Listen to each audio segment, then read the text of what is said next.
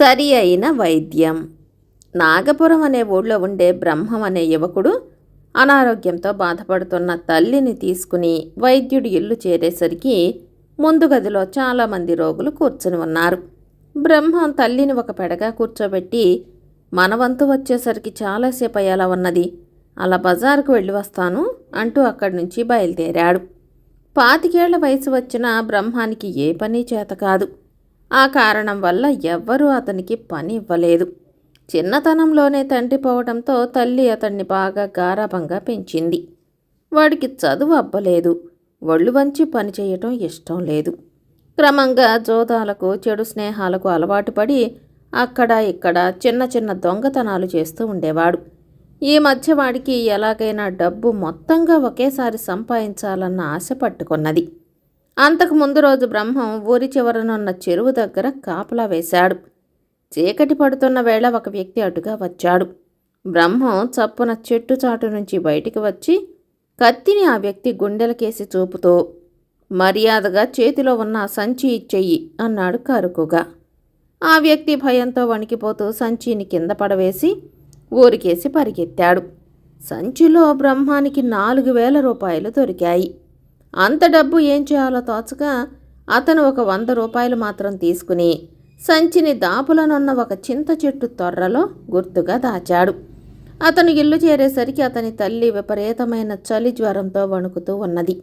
రేపు నిన్ను వైద్యుడి దగ్గరకు తీసుకుపోతాను, నీకు సరి అయిన వైద్యం జరగాలి అన్నాడు చేతి నిండా డబ్బున్న బ్రహ్మం తల్లితో. ఆ విధంగానే అతను మర్నాడు తల్లిని వైద్యుడి దగ్గరకు తీసుకువచ్చాడు. ఆమెను వైద్యుడింట వదిలి అతను కొంతసేపు వీధుల్లో తిరిగి మళ్ళీ వైద్యుడింటికి వచ్చేసరికి రోగులందరూ వెళ్ళిపోయారు. అతని తల్లి కాళ్ళు చేతులు కొట్టుకుంటూ కళ్ళు తేలవేస్తున్నది. వైద్యుడు ఆమె నాడిని పరీక్షిస్తున్నాడు. మా అమ్మకి ఏమయ్యింది అంటూ బ్రహ్మం గబగబా పోయి తల్లి పక్కన కూర్చుని ఆమె 2 చేతులు పట్టుకున్నాడు. నువ్వు ఈమె కొడుకువా? సమయానికి వచ్చావు. నీ తల్లికి వాతం కమ్మింది, గరిట కాల్చి వాత వేయక తప్పదు అన్నాడు వైద్యుడు. అంతలో వైద్యుడి నౌకరు గరిటనొకదాన్ని ఎర్రగా కాల్చి తెచ్చాడు. బ్రహ్మం తల్లి 2 చేతులు మరింత గట్టిగా పట్టుకున్నాడు. అయితే వైద్యుడు తల్లికి పెట్టవలసిన వాత అతని చేతి మీద పెట్టేసరికి బ్రహ్మం బాధతో కెవ్వుమంటూ అరిచాడు. అయ్యో, ఎంత పొరపాటు! సరిగ్గా సమయానికి నీ చేయి అడ్డు వచ్చింది. ఆ వాత నీ తల్లికే పెట్టి ఉంటే ఆమె నీకు దక్కి ఉండేది అన్నాడు వైద్యుడు. చేతి మీద వాత, తల్లిపోయిందన్న వార్త బ్రహ్మాన్ని పిచ్చివాణ్ణి చేశాయి. అతను చప్పున వైద్యుడి మెడపట్టుకుని, నా తల్లిని చంపావు, నువ్వు వైద్యుడివి కాదు, హంతకుడివి అంటూ అరవసాగాడు. వైద్యుడు బ్రహ్మం చేతిని పక్కకు లాగి, ఇంతవరకు నువ్వు దొంగవే అనుకుంటున్నాను, ఇప్పుడు నువ్వు హంతకుడివి కూడా అని తెలుస్తున్నది. నిన్న నువ్వు దోచిన డబ్బు ఒక తండ్రి కూతురు పెళ్లి కోసమని ఉన్న కొద్ది పొలం అమ్మి తెస్తున్నది. ఇక తనకు పెళ్లి కాదని ఆమె బావిలో దూకింది. దహన సంస్కారాలకు కూడా డబ్బు లేక ఆమె తండ్రి దుఃఖిస్తున్నాడు. ఆ పెళ్లికి అడ్డుపడిన నీ చేతి మీద వాత పడింది.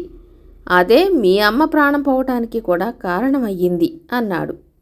ఇది విన్న బ్రహ్మానికి ఎక్కడ లేని పశ్చాత్తాపం కలిగింది. తను చేసిన దొంగతనం ఒక కుటుంబంలో రేపిన చిచ్చు అతని గుండెలకు పాకింది. అతను వైద్యుడి పాదాలు పట్టుకొని, ఆ తండ్రి శాపమే మా అమ్మను పొట్టన పెట్టుకున్నది. నేను కష్టపడి సంపాదించి మా అమ్మకు సరి అయిన వైద్యం సమయానికి చేయించి ఉంటే తప్పక బతికేది. ఇప్పుడే వెళ్ళి ఆ డబ్బు తెచ్చిస్తాను, అప్పుడే మా అమ్మ ఆత్మకు శాంతి అంటూ బయటికి వెళ్ళిపోయాడు. అతనటు పోగానే అతని తల్లి లేచి కూర్చుని వైద్యుడితో, అయ్యా, నా కొడుకు దొంగ అని ఇంతకాలంగా నేనెరగనే ఎరగను. వాడికి సరి అయిన వైద్యం చేసి వాడిలో మార్పు తెచ్చారు అన్నది. నీ కొడుకు మనం వేసిన పథకంతో మారతాడో లేదో అన్న అనుమానం కొద్దీ చేతి మీద గట్టిగా వాత వేశాను. ఆ వాతకు నేను ఉచిత వైద్యం చేస్తానులే అన్నాడు వైద్యుడు నవ్వుతూ. అప్పటి వరకు లోపలి గదిలో ఉన్న వైద్యుడి బంధువు ఆయన దగ్గరికి వచ్చి, తల్లిని వెంటబెట్టుకు వస్తున్న బ్రహ్మాన్ని నా దగ్గర డబ్బు దోచిన దొంగగా గుర్తించడం మేలే అయ్యింది. అందరం కలిసి వేసిన పథకం బాగానే పారింది, కానీ దీని వెనక కాబోయే పెళ్లి కూతురు ఆత్మహత్య కథ అల్లావెందుకు అని వైద్యుడిని అడిగాడు. బ్రహ్మం మనసు కరగటానికి ఉత్తుత్తి కథ అల్లాను. అది వాడి మీద బాగా పనిచేసింది అంటూ వైద్యుడు చిన్నగా నవ్వాడు. డబ్బు సంచితో గదిలోకి వస్తూ ఈ సంభాషణ విన్న బ్రహ్మం, దొంగ అని నలుగురి చేత పిలిపించుకోవడం కన్నా చావడం మేలు. మా అమ్మ బతికి నాకు పునర్జన్మనిచ్చింది. ఇక నుంచి కష్టపడి పనిచేసి సంపాదిస్తాను అంటూ సంచిని వైద్యుడి బంధువుకు ఇచ్చాడు. అతనిలో వచ్చిన మార్పుకు తల్లితో పాటు చాలా సంతోషించిన వైద్యుడు, ఆయన బంధువు చేతులెత్తి వాణ్ణి దీవించారు.